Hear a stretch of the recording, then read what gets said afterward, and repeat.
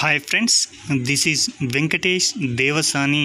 ఈరోజు మనం discuss చేయబోతున్నటువంటి important current అఫైర్స్లో భాగంగా ముందుగా ఒక కృత్రిమ మేధా యాప్ గురించి డిస్కస్ చేయబోతున్నాం. ఈ యొక్క కృత్రిమ మేధా యాప్ని ఈజెడ్ ట్యాక్స్ అనేటువంటి ఒక సంస్థ రూపొందించడం జరిగింది.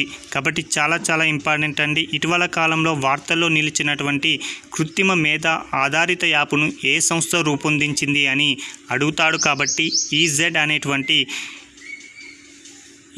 ట్యాక్స్ అనేటువంటి ఒక సంస్థ ఈ యొక్క కృత్రిమ మేధ ఆధారిత మొబైల్ యాప్నైతే అందుబాటులోకి తీసుకురావడం జరిగింది. అయితే ఈ యొక్క కృత్రిమ మేధ ఆధారిత యాప్ యొక్క ముఖ్య ఉద్దేశం ఏంటి అంటే, ఇది ఆదాయ పన్నును దాఖలు చేసేందుకు ఉద్దేశించినది అని గుర్తుంచుకోండి. చాలా ఇంపార్టెంట్ అండి. ఇటీవల కాలంలో ఈజెడ్ ట్యాక్స్ అనేటువంటి సంస్థ రూపొందించినటువంటి కృత్రిమ మేధ ఆధారిత యాప్ యొక్క ప్రముఖ ఉద్దేశం ఏంటి అని ఎగ్జామ్ పాయింట్ ఆఫ్ వ్యూలో అడగడానికి అవకాశం ఉంది. కాబట్టి ఇది ఆదాయ పన్నును దాఖలు చేసేందుకు ఉద్దేశించినది అని గుర్తుంచుకోండి. ఎవరైతే ఆదాయ పన్నుని చెల్లించాలి అనుకుంటున్నారో వారి కోసం ఈ యొక్క యాప్ అనేది ఎంతగానో ఉపయోగపడబోతుంది.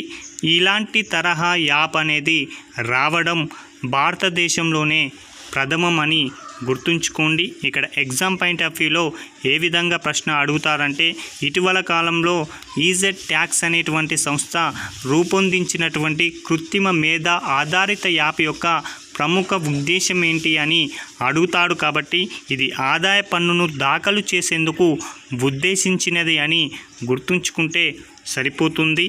ఇక మరొక అంశం అండి, మారిషస్ అనేటువంటి దేశానికి భారతదేశం అనేది బియ్యాన్ని ఎగుమతి చేయబోతుంది. చాలా ఇంపార్టెంట్. ఇటీవల కాలంలో మారిషస్ అనేటువంటి దేశానికి దాదాపుగా 14,000 టన్నుల బాస్మతేతర బియ్యాన్ని ఎగుమతి చేసేందుకు కేంద్ర ప్రభుత్వం నిర్ణయం తీసుకోవడం జరిగింది. కాబట్టి ఇక్కడ ఎగ్జామ్ పాయింట్ ఆఫ్ వ్యూలో ప్రశ్న ఏ విధంగా అడుగుతారంటే, ఇటీవల కాలంలో భారతదేశం ఏ దేశానికి బాస్మతేతర బియ్యాన్ని ఎగుమతి చేసేందుకోసం ఒక కీలక నిర్ణయం తీసుకోవడం జరిగిందని అడగడానికి అవకాశం ఉంది. కాబట్టి మారిషస్ దేశం అని గుర్తుంచుకుంటే సరిపోతుంది. ఇక మూడో అంశం అండి, చక్రాలపై పాఠశాల. ఈ యొక్క చక్రాలపై పాఠశాలని భారతదేశంలోని ఒక రాష్ట్రంలో ఇటీవల కాలంలో ఏర్పాటు చేయడం జరిగింది. అది ఏ రాష్ట్రంలో ఏర్పాటు చేశారు, అసలు చక్రాలపై పాఠశాలను ఏర్పాటు చేయడానికి గల ప్రముఖ ఉద్దేశం ఏంటి అనేది మనకు తెలియాలి. ఇటీవల కాలంలో అంటే దాదాపుగా 1 సంవత్సరానికి పైగా మణిపూర్ రాష్ట్రంలో హింసాత్మకమైనటువంటి సంఘటనలు అనేవి కొనసాగుతున్నాయి. ఈ యొక్క హింసాత్మక సంఘటనలో అనేక వందల మంది కూడా గాయపడడం, మరణించడం జరిగింది. ఈ సందర్భంలో కొంతమంది ఆ రాష్ట్రాన్ని వదిలి వెళ్ళడం, మరికొంతమంది శరణార్థుల శిబిరాలలో రక్షణనైతే పొందుతున్నారు.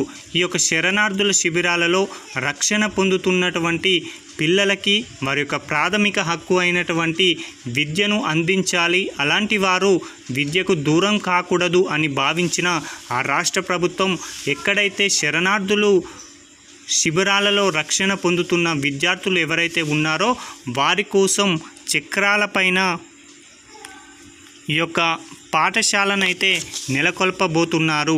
అంటే ఎక్కడైతే శరణార్థుల శిబిరాలలో రక్షణ పొందుతున్నారో వారి వద్దకే టీచర్లు వెళ్ళి తమ యొక్క పాఠాలను బోధించబోతున్నారు. కాబట్టి ఎగ్జామ్ పాయింట్ ఆఫ్ వ్యూలో ప్రశ్న ఏ విధంగా అడుగుతారంటే, ఇటీవల కాలంలో ఏ రాష్ట్రంలో చక్రాలపై పాఠశాల ద్వారా విద్యార్థులకి విద్యా బోధన చేస్తున్నారు అని అడగడానికి అవకాశం ఉంది. కాబట్టి మణిపూర్ రాష్ట్రం అని గుర్తుంచుకుంటే సరిపోతుంది. ఇక మరొక అంశం అండి, స్పేస్ క్రాఫ్ట్ అనేటువంటిది కూడా వార్తల్లో నిలవడం జరిగింది. అసలు స్పేస్ క్రాఫ్ట్ను ఇటీవల కాలం ఏ దేశం ప్రయోగించడానికి సిద్ధంగా ఉంది అంటే మాత్రం చైనా దేశం అని గుర్తుంచుకోండి. చంద్రుడిపైకి మానవరహిత స్పేస్ క్రాఫ్ట్ని చైనా దేశం అనేది త్వరలో ప్రయోగించనుంది. దాదాపుగా ఈ యొక్క మిషన్ అనేది 2 నెలలు కొనసాగబోతుంది. చంద్రుడి యొక్క అవతల వైపు నుంచి రాళ్ళు భూ నమూనాలను ఈ యొక్క స్పేస్ క్రాఫ్ట్ ద్వారా సేకరించడం జరుగుతుంది. ఈ తరహా సేకరణను చేపట్టనున్న ప్రపంచ తొలి దేశం ఏది అంటే మాత్రం చైనా దేశం అని గుర్తుంచుకోండి. ఇక్కడ ఎగ్జామ్ పాయింట్ ఆఫ్ వ్యూలో ఏ విధంగా ప్రశ్న అడుగుతారంటే చంద్రుడిపైకి మానవరహిత స్పేస్ క్రాఫ్ట్ని ఇటీవల కాలంలో ఏ దేశం ప్రయోగించింది అని అడుగుతాడు. కాబట్టి చైనా దేశమని గుర్తుంచుకుంటే సరిపోతుంది. మరొక అంశం అండి, ప్రభుత్వ రంగంలోనే తొలి మెగా ఫుడ్ పార్కుని ఏర్పాటు చేయబోతున్నారు తెలంగాణ రాష్ట్రంలో. అది ఎక్కడ ఏర్పాటు చేస్తున్నారు అనేది మనకు ఎగ్జామ్ పాయింట్ ఆఫ్ వ్యూలో చాలా ఇంపార్టెంట్ అండి. ప్రభుత్వ రంగంలోనే తొలి మెగా ఫుడ్ పార్కుని ఖమ్మం జిల్లా సత్తుపల్లి మండలం బుగ్గపాడులో ఏర్పాటు చేయబోతున్నారు. చాలా ఇంపార్టెంట్గా ఈ యొక్క గ్రామాన్ని అయితే గుర్తుంచుకోండి. అది ఎక్కడ అంటాడు, బుగ్గపాడు అని గుర్తుంచుకోండి. ఇది రాష్ట్రంలోనే అతిపెద్దదైన మెగా ఫుడ్ పార్క్ అండి. ఓకేనా. బుగ్గపాడులో నెలకొల్పబోతున్నటువంటి ఈ యొక్క పార్క్ అనేది రాష్ట్రంలోనే అతిపెద్దది. అదేవిధంగా ప్రభుత్వ రంగంలోనే తొలి మెగా ఫుడ్ పార్క్ అని గుర్తుంచుకోండి. ఈ యొక్క మెగా ఫుడ్ పార్కుకి 2016 నవంబర్ 13వ తేదీనే శంకుస్థాపన చేయడం జరిగింది.